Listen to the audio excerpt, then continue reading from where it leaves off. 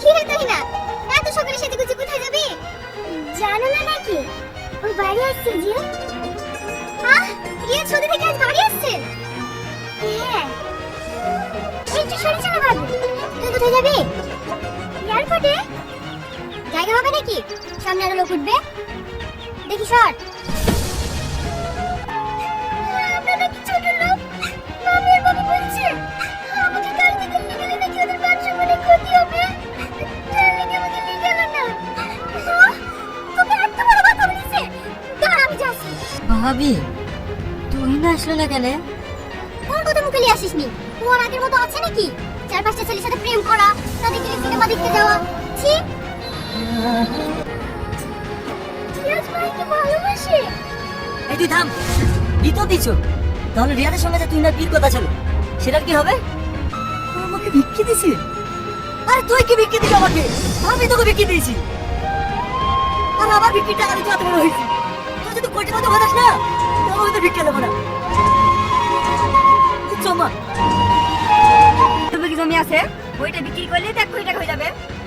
তুমি যদি বলো এর থেকে ভালো থাকবো, আমি বিক্রি দেবো। না না, এই ছেলেটা আমাদের খুব পছন্দ। তুমি ওদেরকে ফোন করে আসতে বলো। ঠিক আছে ভাই। প্রধানের মেয়ের সাথে বিয়ে করলে তোমরা খুশি তো? চল, বিয়ের দিন ঠিক কর।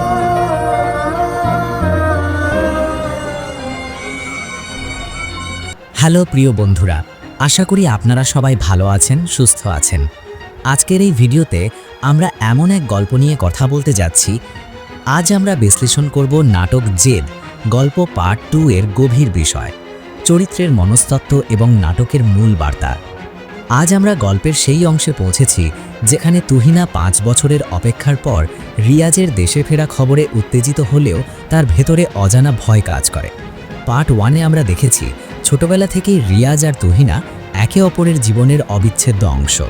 একসাথে খেলেছে, একসাথে স্বপ্ন দেখেছে। রিয়াজ যখন কিছুই ছিল না, সে হতাশা আর অনিশ্চয়তায় ভরা জীবনযাপন করছিল, তখন তুহিনার সাহসী তাকে এগিয়ে নিতে সাহায্য করেছিল। তার ভেতরে বিশ্বাস ছিল যে একদিন রিয়াজ ফিরে এসে তাকে বিয়ে করবে, আর সেই বিশ্বাসই তুহিনাকে শক্তি জুগিয়েছে। 5 বছর কেটে গেছে। রিয়াজ বিদেশে গেছে নিজের জীবনের স্বপ্ন পূরণ করতে, এবং তুহিনা আজও তার অপেক্ষায় কাটাচ্ছে প্রতিটি দিন। প্রতিদিন নামাজ শেষে সে একটাই দোয়া করে, আল্লাহ যেন রিয়াজকে সবসময় রক্ষা করেন। সে জানে ভালোবাসা ধৈর্যের নাম। তারপর হঠাৎ একদিন খবর আসে রিয়াজ দেশে ফিরছে। পুরো গ্রাম আনন্দে মুখর হয়ে ওঠে, ঢোল বাজে, মানুষ জড়ো হয়। কিন্তু তুহিনার বুকের ভেতরে ভয় কাজ করে। সময় কি বদলিয়েছে? মানুষ কি বদলিয়েছে? রিয়াজ কি আগের মতোই আছে, নাকি সে বিদেশের নতুন জীবনের প্রভাব নিয়ে এসেছে? রিয়াজকে আনতে সবাই গাড়িতে ওঠে। তুহিনাও যেতে চায়, কিন্তু গাড়িতে ওঠার সময় শুরু হয় কথাবার্তা। গাড়িতে জায়গা নেই, বলা শুরু হয় ছোট ছোট অজুহাত দিয়ে। ও গেলে মান সম্মান থাকবে না, কেউ বলে। ও গরিব মেয়ে, আরেকজন বলে। এই কথাগুলো তুহিনার কানে ঢোকে না, সোজা তার বুকের ভেতরে ঢুকে যায়। সে কিছুই বলতে পারে না, চুপচাপ গাড়ি থেকে নেমে যায় আর রাস্তায় দাঁড়িয়ে থাকে। তার 5 বছরের অপেক্ষা যেন রাস্তায় ঝরে পড়ে। ঘরে ফিরে তুহিনা মাকে প্রশ্ন করে, মা, গরিব হওয়া কি অপরাধ? মায়ের চোখে পানি আসে, কিন্তু সে কিছু বলতে পারে না। এই সময় রিয়াজ বাড়িতে আসে। সবাই তাকে ঘিরে ধরে। বিদেশের গল্প, টাকা, ভবিষ্যতের পরিকল্পনা নিয়ে ব্যস্ত, কিন্তু কেউ একবারও তুহিনার নামও নেয় না। রিয়াজ নিজেও কিছু জিজ্ঞেস করে না। এই নীরবতা তুহিনার জন্য সবচেয়ে বড় আঘাত। ভাবি সুযোগ নেয়, রিয়াজের কানে বিষ ঢালতে শুরু করে।